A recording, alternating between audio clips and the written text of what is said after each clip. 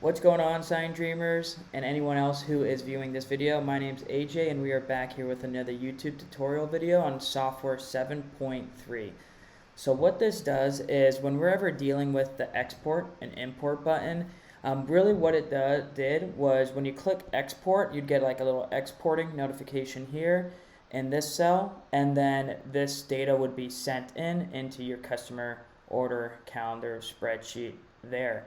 So, or likewise, if you're importing, you would click import, it would say importing there, it would take the order from whatever in here and paste it into here.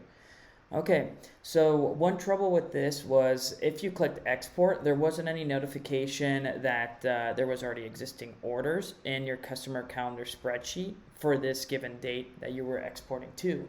So you would overwrite anything that's there.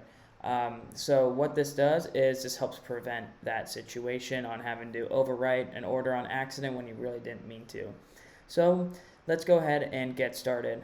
First, what I did was I already imported an order from the 10th of June that we did. Kind of looking in here, we could see that we have one on the 10th of June. Let's say that it is May right now, and we got another order for the 10th, and we want to start adding in, let's say like Bob Smith wants an order, his number's something something, and he wants, let's say, like, I don't know, an airplane on his lawn or something. So when we have that all built up and everything, and we're invoiced him, we could go ahead and when you click export now, you'll get this cool little export in progress graphical user interface in this like loading circle. And this is a notification that pops up. It says existing customer order or orders on Thursday, June 10th, 2021. There's already customer order data for the date you're exporting to. Will you still like to export? This will overwrite any order data that is there. And of course, we are doing this on purpose. We want to export, and yes, we want to continue to export, but if you accidentally click the export button, go ahead and click that close and it will not export. So we're going to go ahead and click continue, and I'll say exporting in progress. Boom, boom, boom. And it'll say overwrite complete to Thursday, June 10th, 2021. New orders have been added to the customer order calendar. Keep up the good work, or the work. Good stuff. So let's go back into here. Now we see how Bob's kind of carried on over right here. Okay, so what I'm going to do, I'm just going to clear Bob's order, and I'm going to re-export because I like to keep all these cells in our customer order calendar spreadsheet clean. If there's a color in it, that means there's an order there. So I am going to re-export, and we're going to get that same notification as before. And notice you do not see the importing or exporting icon or text that pops up in cell 62 or whatever it was on your spreadsheet that I had it on.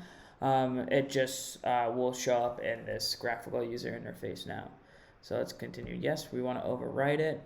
So basically we're just kind of getting rid of Bob. So I'm going to come in here so you can see a little better. And all right, see what just happened there. We just deleted that and imported or exported our order from our add orders to our customer calendar spreadsheet.